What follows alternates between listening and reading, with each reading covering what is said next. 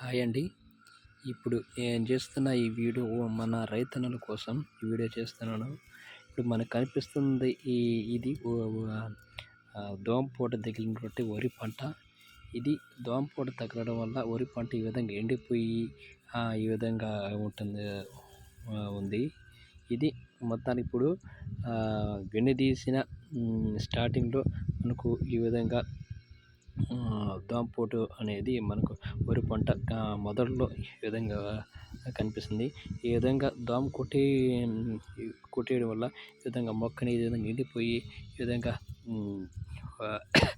వరి విత్తనాలు ఎండిపోతాయి. వరి పైరు అనేది ఎండిపోవడం జరుగుతుంది. ఈ విధంగా పిలకలు ఇదిగా రాకపోవడం, ఈ విధంగా ఎండిపోవడం వల్ల సరైన టైంలో గుర్తించి మనం దీనికి సంబంధించిన ఏదైతే మందు దోమపోటుకు సంబంధించిన మందు ఏదైనా ఉందో దాన్ని కొట్టుకుంటే సరిపోతుంది. మనకు వరి పంటలో దోమపోటు అనేది మనకు ఎదురవ్వదు.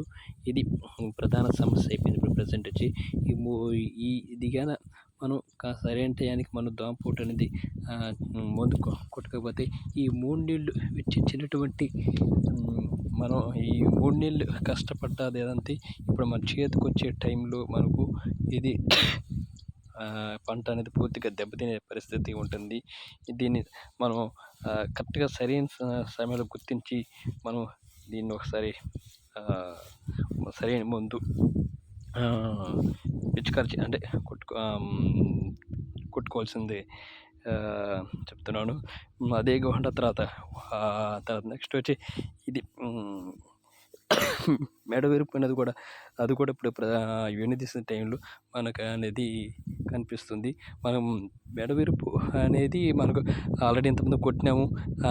మెడ విరుపు కొట్టిన తర్వాత కూడా మనకు వెన్ను అనేది ఎండిపోయిన టైం ఎండిపోయిన బారుగా ఉంది. అది కూడా ఇప్పుడు అది వెంటనే గుర్తించి దాన్ని కూడా ఒకసారి మెడ విరుపుకు మందు అనేది కొట్టుకోవాల్సిన పరిస్థితి ఉంది.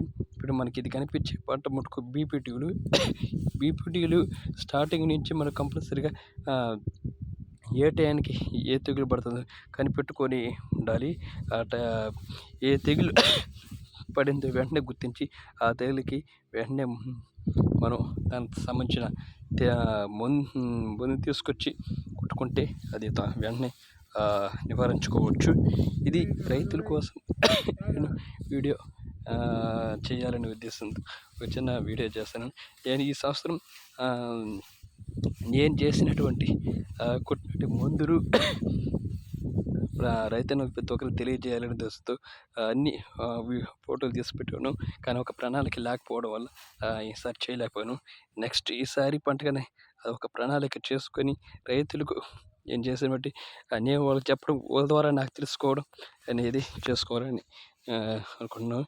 నేను ఈ చేసిన వీడియోలు ఏదైనా తప్పులు ఉప్పులు అంటే అంటే నాకు పూర్తిగా అవగాహన లేదు. వ్యవసాయం గురించి నాకు కొద్దిగా అవగాహన ఉంది. అది కొన్ని కామెంట్ రూపంలో కావచ్చు, ఏదైనా సూచనలు ఇస్తే దాని ద్వారా నేను కూడా కొద్దిగా తెలుసుకుంటాను.